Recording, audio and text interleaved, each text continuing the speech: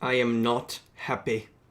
People have been playing Dark Souls 3, and there's a ton of news coming out, and there's people streaming it. There's the PR machine, the hype machine is here, and everybody's playing it, and that's kind of okay. But then there's also Xbox is stupid. So like Xbox One, you could actually region swap to Japan and then just buy it, and then swap back, and the game's actually localized. I mean, you'd think if there's a difference between that date and the release date for the rest of the world, maybe there's localization issues, right? There isn't any. The game is fully playable in English.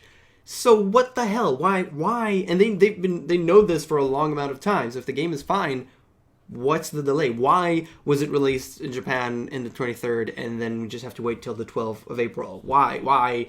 It's annoying, and I don't get a reason for it. And then you can just region swap, buy it, and swap back. So anyone with an Xbox One could basically play it right now, because screw you. And that really pisses me off, because I want to play it.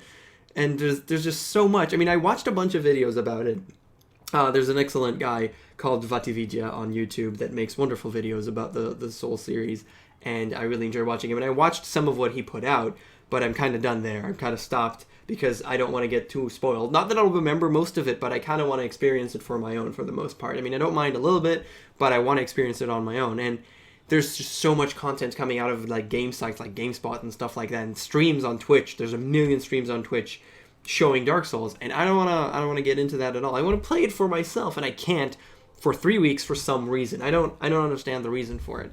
And it pisses me off, and I'm envious, and I'm angry. And you know what? It actually feels pretty damn good, because this is a feeling that it's kind of like, it's like, and the fact that I could still feel that way is amusing. I mean, it means that I'm passionate about something, right? And we talked about passion last time. It means that I care. It means that I want to do this, and that's awesome to me. That's really, really great that I'm still capable of having these horrible feelings. It's really great. I think it's it might be juvenile and stupid, but I get super excited about some stuff. They're rare because I'm also a cynical ass, but I do get excited about stuff. And when I do, I'm so goddamn excited that I'm angry when I don't get to play it. And that's funny. I think that's funny. I think that's pretty good. Yeah, I'm just waiting. And there's actually a lot to do until that actually comes out. And once it comes out, there's nothing for me. I mean, it's just tunnel vision. But until it comes out, there's actually super, for some reason I added super, Hyperlight Drifter. There's no super at the beginning of the name. Hyperlight Drifter is coming out March 31st, so I'll be playing that for a little bit. And then on April 4th, there's Battleborn Open Beta. Now, Battleborn is one of those class-based action shooters. Action shooters? I don't know why I added action there. Class-based shooters that are coming out this year, and there's a bajillion of them. We talked about them multiple times. But this one is from, it's one of the big ones. It's coming out from Gearbox Software, which is the guys who made Borderlands, which I loved. I mean, I'm kind of done with Borderlands right now, because I played the first one a bunch, and then I played the second one even more a bunch, and I could not play the third one because I was done with the series, and I am completely done with the series. I don't want to play Borderlands anymore, but it was fun for what it was, and I thought it was a good game. So now seeing them put up something here that in the class-based shooter genre, I guess, but they're doing their own thing. They have a robust, big single player, apparently, like a serious single player, and obviously you have multiplayer mode, because that's where the core of the game is, probably, but there's a single player game, and a big one as well, and that's really interesting. It's nice to see that they're doing their own thing, and I'm really happy that they're doing their own thing, and not just, copy-pasting and then doing a tiny little change. They're really making their own game, and that's really interesting to me. I want to see these games.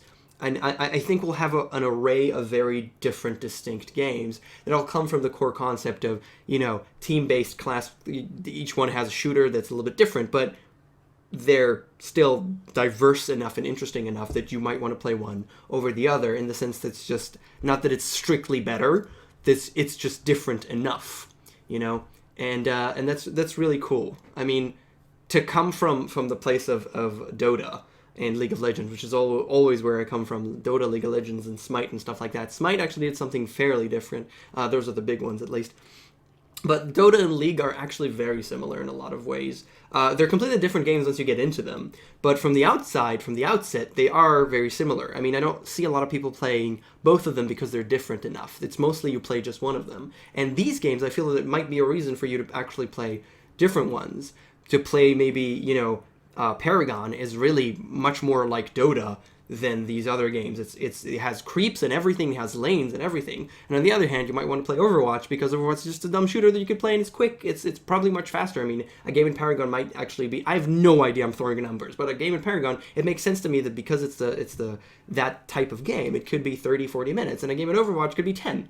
So it could be a different enough experience, even though they're supposedly the same genre, and that, I think, is really cool. We'll get a bunch of interesting games, and I'm looking forward to checking out Battleborn. That one, I believe, will be a full retail price game, so having an open beta is the only time I'll get to play it without paying for it. I might want to pay for it, I might really love it, but whatever it may be, it's coming out, the beta, as far as I heard, is on April 4th, and then Dark Souls comes out 8 days later, at which point, I don't care about anything else.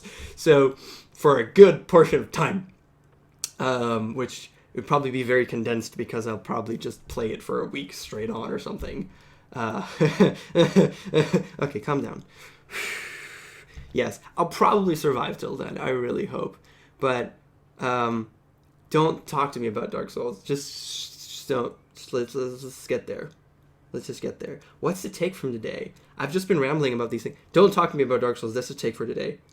Don't talk to me about Dark Souls. And be hopeful. Be hopeful for these games, that they might actually be cool this year. I don't know. We had a good year last year, but yeah. Okay, now we're just rambling. So thank you for watching. I'll see you guys next time. Bye.